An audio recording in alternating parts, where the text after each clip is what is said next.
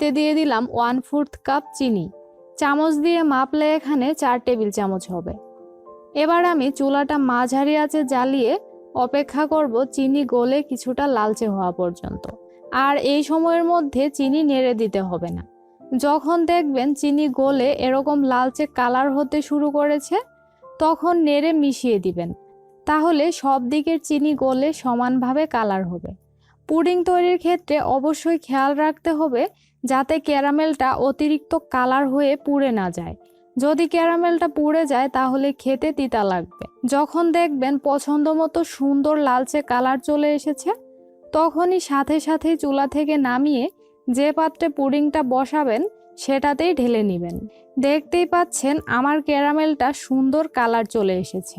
আমি পুডিংটা যে পাত্রে বসাবো সেটাতেই ক্যারামেলটুকু ঢেলে নিচ্ছি। তারপর এই বাটিটাকে ঘুরিয়ে সব দিকে ছড়িয়ে নিয়েছি। চুলা থেকে ক্যারামেলটা নামিয়ে সাথে সাথেই এই কাজটা করে নিতে হবে। এবার এই বাটিটাকে আমি এভাবেই রেখে দিব ক্যারামেল পুরোপুরি সেট হওয়া পর্যন্ত। তো এই ফাঁকে পুডিংয়ের জন্য ডিম দুধের মিশ্রণটা রেডি করে নিব। তার জন্য বাটিতে নিয়ে নিচ্ছি নর্মাল তাপমাত্রার একটা ডিম। ডিম যদি ফ্রিজে থাকে তাহলে আগে থেকেই বের করে নর্মাল করে নেবেন। এবার এতে 1/4 কাপ দিয়ে দিলাম চিনি। চাইলে আপনাদের স্বাদ মতোও দিতে পারেন। এখন ডিম আর চিনি ভালোভাবে ফেটিয়ে নিতে হবে। যতক্ষণ না চিনি পুরোপুরি গলে যায় ততক্ষণ এভাবেই মিশিয়ে নেবেন। আমার এটা মিশানো হয়ে গেছে, চিনিটুকু পুরোপুরি গলে গেছে।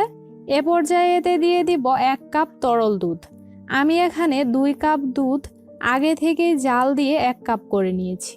আর এই দুধটা এখন নর্মাল তাপমাত্রায় আছে। দুধটুকু দিয়ে আবারও ভালোভাবে মিশিয়ে নিয়েছি।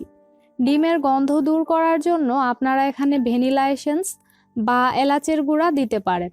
আমি দুধ জাল করার সময়ই এলাচের গুঁড়া দিয়েছিলাম। সব কিছু মিশানো হয়ে গেলে এবার আমি ডিম দুধের এই মিশ্রণটাকে সেট করা ক্যারামেলের বাটিতে ঢেলে নিচ্ছি। একটা ছাঁকনির সাহায্যে মিশ্রণটাকে আমি ছেঁকে নিয়েছি। আর এভাবে ছেঁকে নেওয়ার কারণে পুডিংটা অনেক বেশি স্মুথ হবে। এবার বাটিটাকে আমি ফয়েল পেপারের সাহায্যে ঢেকে দিচ্ছি। আপনি চাইলে বাটিতে থাকা ঢাকনাটা দিয়েও ঢেকে দিতে পারেন। অবশ্যই কোনো কিছুর সাহায্যে ঢেকে দিতে হবে, না হলে ভাপের পানি পুডিংয়ে পড়ে ঠিকমতো পুডিংটা জমতে পারবে না।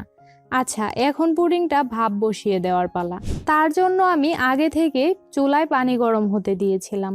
এবার এই পানির উপরে একটা সুতির কাপড় দিয়ে তার উপরে বাটিটা বসিয়ে দিচ্ছি। এতে করে পানির ভাপে বাটিটা সরে যাবে না, ঠিকমতো এক জায়গায় বসে থাকবে। কাপড়ের বদলে এখানে স্ট্যান্ড বসিয়েও পুডিংটা ভাপ দিতে পারেন। আর দেখতেই পাচ্ছেন পানিটুকু পুডিংয়ের বাটির 3 ভাগের 1 ভাগ দিয়েছি। অর্থাৎ পুডিংয়ের বাটির 1 ভাগ যাতে পানির নিচে ডুবে থাকে আর বাকি 2 ভাগ যাতে খালি থাকে। এই পানির পরিমাণটা অবশ্যই ঠিক রাখতে হবে। এতে করে পুডিং ভাপ হওয়ার সময় পানিটা ফুটে পুডিংয়ে ঢুকে যাবে না। আচ্ছা, এখন আমি ঢাকনা দিয়ে ঢেকে দিচ্ছি আর ঢাকনার ছিদ্রটাও বন্ধ করে দিয়েছি। পানিটুকু যেহেতু আগে থেকেই গরম করা ছিল, তাই আমি চুলার আঁচ একদম লো হিটে রেখে 10 মিনিটের মতো ভাপে রেখে দিচ্ছি। এই 10 মিনিটের মধ্যে চুলার আঁচ বাড়ানো যাবে না। অবশ্যই খেয়াল রাখবেন, পুডিং তৈরির ক্ষেত্রে আপনি যদি চুলার তাপ বাড়িয়ে পুডিংটা ভাপে বসান তাহলে পাত্রের সাথে দ্রুত লেগে সাইডের পুডিংগুলো ছিদ্র হয়ে যাবে। তাই একদম লো হিটে রেখে আপনাকে পুডিংটা সেট করতে হবে। আমি ঠিক 10 মিনিট পর ঢাকনাটা খুলে নিয়েছি। তারপর একটা কাঠি দিয়ে চেক করে নিচ্ছি।